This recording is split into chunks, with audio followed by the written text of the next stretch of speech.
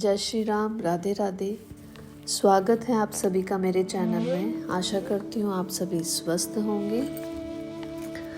श्री वाल्मीकि निर्मित आर्ष रामायण आदि काव्य के सुंदर कांड में श्रवण कीजिए। आज का सर्ग अंत तक बने रहिएगा। ततः स कपि शार्दूलस्तेन वाक्येन तोषितः सीताम् उवाचः तच्छ्रुत्वा वाक्यः विशारदः। अर्थात सीता के इस वचन से कपिश्रेष्ठ हनुमान जी को बड़ी प्रसन्नता हुई। वे बातचीत में कुशल थे। उन्होंने पूर्वोक्त बातें सुनकर सीता जी से कहा, देवी, आपका कहना बिल्कुल ठीक और युक्ति संगत है।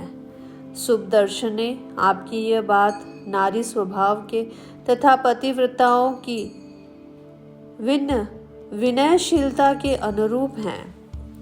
इसमें संदेह नहीं है कि आप अबला होने के कारण मेरी पीठ पर बैठकर 100 योजन विस्तृत समुद्र के पार जाने में समर्थ नहीं हैं।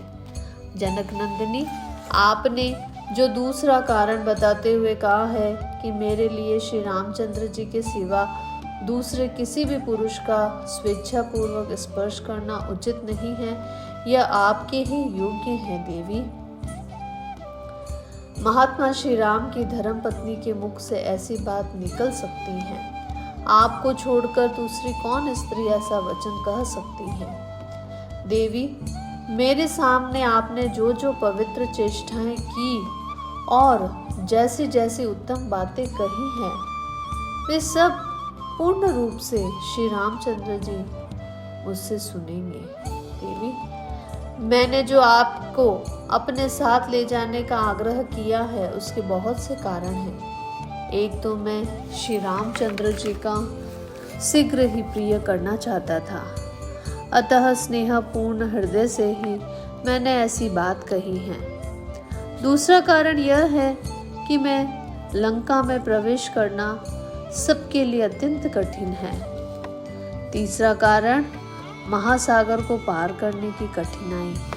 इन सब कारणों से तथा अपने में आपको ले जाने की शक्ति होने से मैंने ऐसा प्रस्ताव किया था। मैं आज ही आपको श्री रघुनाथ जी से मिला देना चाहता था, अतः आपने परमार्थ्य गुरु श्री राम के प्रति स्नेह और आपके प्रति भक्ति के कारण ही मैंने ऐसी बात कही थी, किसी और उद्देश्य से नहीं। किंतु सती साध्वी देवी, यदि आपके मन में मेरे साथ चलने का उत्साह नहीं है तो आप अपनी कोई पहचान ही दे दीजिए, जिससे श्री रामचंद्र जी ये जान ले कि मैंने आपका दर्शन किया है। हनुमान जी के ऐसा कहने पर देव कन्या के सम्मान तेजस्वी सीता अश्रु गदगद वाणी में धीरे धीरे से इस प्रकार बोली, वानर श्रेष्ठ, तुम मेरे प्रियतम से यह उत्तम पहचान बताना। नाथ, चित्रकूट पर्वत के उत्तर पूर्व वाले भाग पर जो मंदाकिनी नदी के समीप हैं तथा जहाँ फल मूल और जल की अधिकता है, उस सिद्ध सेवित प्रदेश में तापस आश्रम के भीतर जब मैं निवास करती थी, उन्हीं दिनों नाना प्रकार के फूलों की सुगंध से वासित उस आश्रम के उपवनों में जल विहार करके आप भीगे हुए आए और मेरी गोद में बैठ गए। तदंतर किसी दूसरे समय एक मांस लोलुप कौवा आकर मुझ पर पहुंच मारने लगा। मैंने ढेला उठाकर उसे हटाने की चेष्टा की, परंतु मुझे बार बार चोंच मारकर वह कौवा वहीं कहीं छिप जाता था। उस बलिभोजी कौवे को खाने की इच्छा थी, इसीलिए वह मेरा मांस नोचने की से निवृत्त नहीं होता था।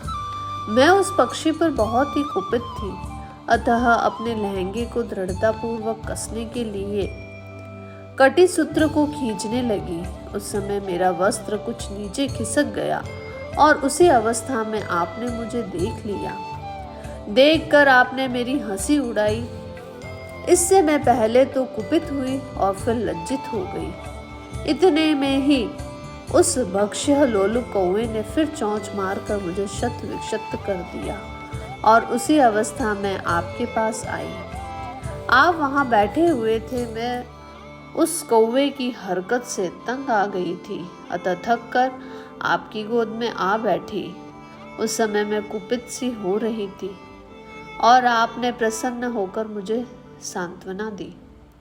नाथ, कौवे ने मुझे कुपित कर दिया था। मेरे मुख पर आंसुओं की धारा बह रही थी और मैं धीरे धीरे आंखें पोंछ रही थी। आपने मेरे उस अवस्था को लक्ष्य किया। हनुमान, मैं थक जाने के कारण उस दिन बहुत ही देर तक श्री रघुनाथ जी की गोद में सोई रही। फिर उनकी बारी आई और वे भरत के बड़े भाई मेरी गोद में सिर रखकर सो गए। इसी समय वह कौवा फिर वहां आया। मैं सोकर जगने के बाद रघुनाथ जी की गोद से उठकर बैठी ही थी कि उस कौवे ने सहसा झपट कर मुझे चोंच मार दी। उसने बार बार उड़कर मुझे अत्यंत घायल कर दिया।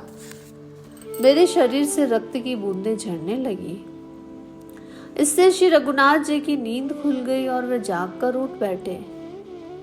मेरी छाती में घाव हुआ देखकर महाबाहु श्री राम उस समय कुपित हो उठे और फुंकारते हुए विषधर सर्प के समान जोर से सांस लेते हुए बोले, हाथी की सूंड के समान जांघों वाली सुंदरी, किसने तुम्हारी छाती को शत विशत किया है? कौन रोज से भरे हुए 5 मुख वाले सर्प के साथ खेल रहा है? इतना कहकर जब उन्होंने इधर उधर दृष्टि डाली, तब उस कौवे को देखा जो मेरी ओर ही मुख किए बैठा था। उसके तीखे पंजे खून से रंग गए थे। वह पक्षियों में श्रेष्ठ कौवा इंद्र का पुत्र था। उसकी गति वायु के समान तीव्र थी। वह शीघ्र ही स्वर्ग से उड़कर पृथ्वी पर आ पहुंचा था। उस समय बुद्धिमानों में श्रेष्ठ महाबाहु श्री राम के नेत्र क्रोध से घूमने लगे। उन्होंने उस कौवे को कठोर दंड देने का विचार किया। श्री राम ने कुश की चटाई से एक कुश निकाला और उसे ब्रह्मास्त्र के मंत्र से अभिमंत्रित किया। अभिमंत्रित करते ही वह काल अग्नि के समान प्रज्वलित हो उठा और उसका लक्ष्य वह पक्षी ही था। श्री रघुनाथ जी ने वह प्रज्वलित कुश उस कौवे की ओर छोड़ा। फिर तो वह आकाश में उसका पीछा करने लगा। वह कौवा कई प्रकार की उड़ानें लगाता अपने प्राण बचाने के लिए इस संपूर्ण जगत में भागता फिरा, किंतु उस बाण ने कहीं भी उसका पीछा न छोड़ा। उसके पिता इंद्र तथा समस्त श्रेष्ठ महर्षियों ने भी उसका परित्याग कर दिया। तीनों लोक में घूमकर अंत में वह पुनः भगवान श्री राम की शरण में आया। श्री रघुनाथ जी शरणागत वत्सल हैं। उनकी शरण में आकर जब वह पृथ्वी पर गिर पड़ा, तब उन्हें उस पर दया आ गई। अतः वध के योग्य होने पर भी उस कौवे को उन्होंने मारा नहीं, उबारा उसे। उसकी शक्ति क्षीण हो चुकी थी और वह उदास होकर सामने गिरा था। इस अवस्था में उसको लक्ष्य कर भगवान बोले, ब्रह्मास्त्र को तो व्यर्थ किया नहीं जा सकता है, अतः बताओ इसके द्वारा तुम्हारा कौन सा अंग भंग किया जाए। फिर उसकी संपत्ति के अनुसार श्री राम ने उस अस्त्र से उस कौवे की दाहिनी आंख नष्ट कर दी। इस प्रकार दाएं नेत्र देकर वह अपने प्राण बचा सका। तदंतर दशरथ नंदन राजा राम को नमस्कार करके उन वीर शिरोमणि से विदा लेकर वह अपने निवास स्थान को चला गया। कपि श्रेष्ठ, तुम मेरे स्वामी से जाकर कहना, प्राणनाथ पृथ्वीपते, आपने मेरे लिए एक साधारण अपराध करने वाले कौवे पर भी ब्रह्मास्त्र का प्रयोग किया था। फिर जो आपके पास से मुझे हर ले गया, उसको आप कैसे क्षमा कर रहे हैं? नरश्रेष्ठ, मेरे ऊपर महान उत्साह से पूर्ण कृपा कीजिए। प्राणनाथ, जो सदा आपसे सनात है, वह सीता आज अनाथ सी दिखाई देती हैं।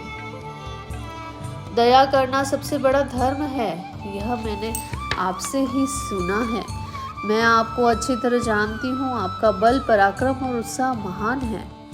आपका कहीं आर पार नहीं है। आप असीम हैं। आपको कोई शुद्ध या पराजित नहीं कर सकता है। आप गंभीरता में समुद्र के समान हैं। रघुनंदन, इस प्रकार अस्त्र वेताओं में श्रेष्ठ, बलवान और शक्तिशाली होते हुए भी आप राक्षसों पर अपने अस्त्रों का प्रयोग क्यों नहीं करते हैं? पवन कुमार, नाग, गंधर्व, देवता और मरुदगण कोई भी सम्रांगण में श्री रामचंद्र जी का वेग नहीं सह सकता। उन परम पराक्रमी श्री राम के हृदय में यदि मेरे लिए कुछ व्याकुलता है तो वे अपने तीखे सहायकों से राक्षसों का संहार क्यों नहीं कर डालते, अथवा शत्रुओं को संताप देने वाले महाबली वीर लक्ष्मण ही अपने बड़े भाई की आज्ञा लेकर मेरा उद्धार क्यों नहीं करते। वे दोनों पुरुष सिंह वायु तथा इंद्र के समान तेजस्वी हैं। निसंदेह मेरा ही कोई महान पाप उदित हुआ है, जिससे वे दोनों शत्रु संतापी वीर मेरा उद्धार करने में समर्थ होते हुए भी मुझ पर कृपा दृष्टि नहीं कर रहे हैं। विदेह कुमारी सीता ने आंसू बहाते हुए जब यह करुणा युक्त बात कही, तब उसे सुनकर वानर युद्धपति महातेजस्वी हनुमान जिस प्रकार बोले, देवी मैं सत्य की शपथ खाकर आपसे कहता हूँ कि श्री रामचंद्र जी आपके विरह शोक से पीड़ित हो अन्य सब कार्यों से विमुख हो गए हैं, केवल आपका ही चिंतन करते रहते हैं। किसी तरह आपका दर्शन हो गया, यह शोक करने का अवसर नहीं है। शोभने इस घड़ी से आप अपने दुखों का अंत होता देखिए। वे दोनों पुरुष सिंह राजकुमार बड़े बलवान हैं तथा आपको देखने के लिए उनके मन में विशेष उत्साह है। विशाल लोचने रघुनाथ जी सम्रांगण में क्रूरता प्रकट करने वाले रावण को उसके बंधु बांधवों सहित मारकर आपको अपनी पुरी में ले जाएंगे। अतः अब भगवान श्री राम, महाबली लक्ष्मण, तेजस्वी सुग्रीव तथा वहां एकत्र हुए वानरों के प्रति आपको जो कुछ भी कहना हो वह कहिए।